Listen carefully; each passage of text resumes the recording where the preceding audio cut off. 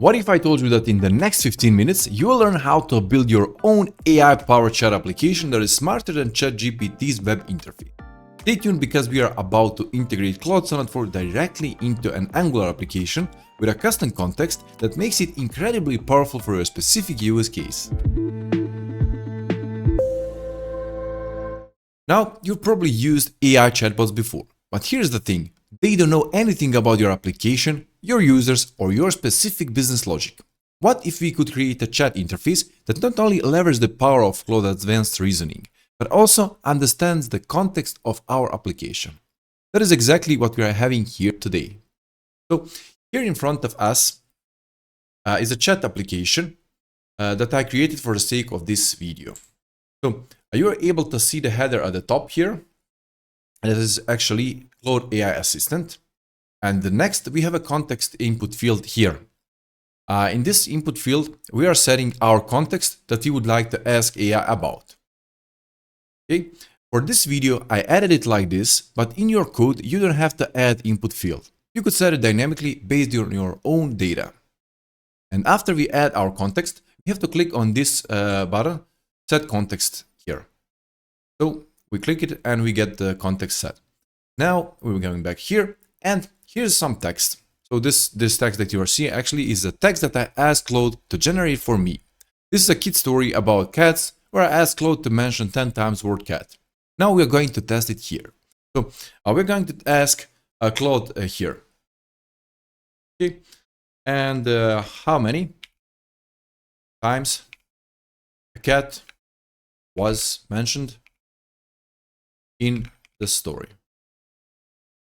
Hit enter, and now we can see that Claude is thinking, and we also know that it is 10 times, but we want to check to see the result.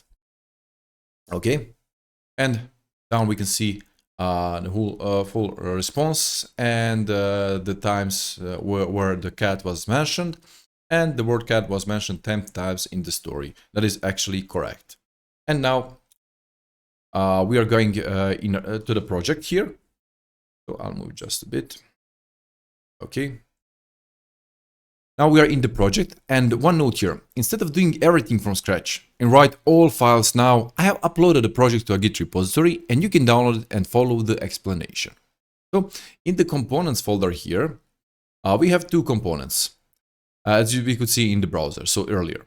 So we have a chat and context components. Inside of the chat, there's a template. I'll open right now.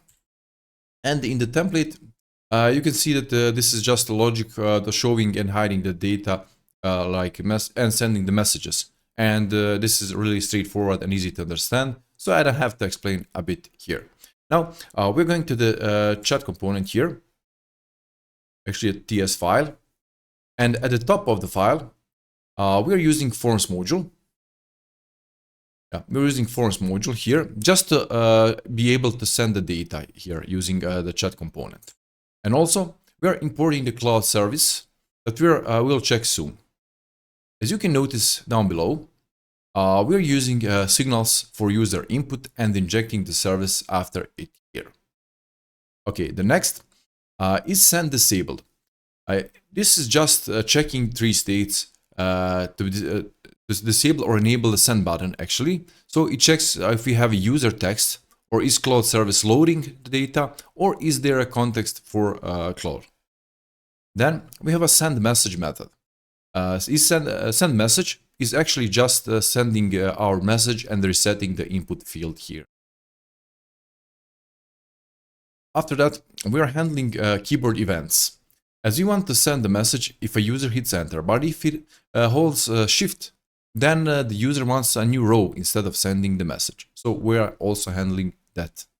Now we're navigating to the context component here. Okay, context, and in the template part of the context component, we have a context header and div, and along with the options to set, edit, or delete the context. Here, so it is also straightforward. Then we'll navigate just to the context component TS, and then we have an input and Boolean signal to check if a user is in edit mode. So if it's editing, And the most important part for this component, we have an option to save our context and send it to our service that we're going to mention next. So save, edit, cancel edit, clear context, and yeah, that's it. Now we can navigate to the services folder here. Okay. And you can see here in the services folder, we can see that we have a Claude service, the TS file actually, and we are having interfaces for the messages and the chat context. And also we are having our API key for Anthropic that you can create on their page that I'll show right after we finish with this file. So also we have API URL, and you can see two of them here. The first one has been commented out, and the second one is a bit different, and it should point to the URL of done from the above. So the question is, why do we have it here like this? The thing is that we cannot call the API directly from the local host in this case due to the CORS policy issues, and we have to create a proxy configuration. So left in the source folder, you can see the proxy config JSON file. So let me show it. Okay. Proxy config JSON file here. Okay. And yeah, when we call the slash API here, it will target our real API here, this URL, and send the required headers. Also, in the headers, we have to add your API, as you can see here. This is just for the local testing. Keep in mind that I will remove my API key just after I record the video. So you have to put your own here to be able to test this chat actually. So the proxy has been also added to the options in the Angular JSON configuration file. Well, and I'll show it right now. So navigate to the Angular configuration. So it's Angular.json file here, and we're going here to the configurations. Yeah, and we can see the default configuration. Okay, development and proxy config. This line here is actually proxy config.json file. So it's navigating to our proxy config file here. So this is it. What we have to do here. So next, now we are going back to our Claude service file. So just let me go back there, Claude service, here, Claude service. Now, as you can notice, we are using signals to receive a state management instead of the RxJS here in the file. Next, we have a methods for setting the context. So, find it, okay, set context, and sending a message to the Claude API and appending the message to the chat history here, as you can see here. And there we also have a try-catch block to catch the messages and the handle errors in the response. So if in the response we are fetching the data, and this is main way of communicating with the Claude Sonnet, in our case, you can see the headers and the body, and inside of the body we have our model selected. Okay, see here.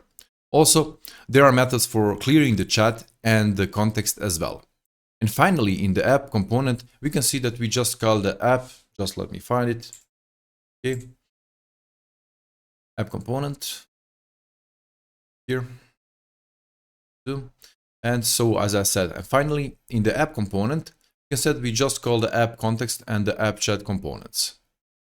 App chat components, app context, and also in the HTML part here.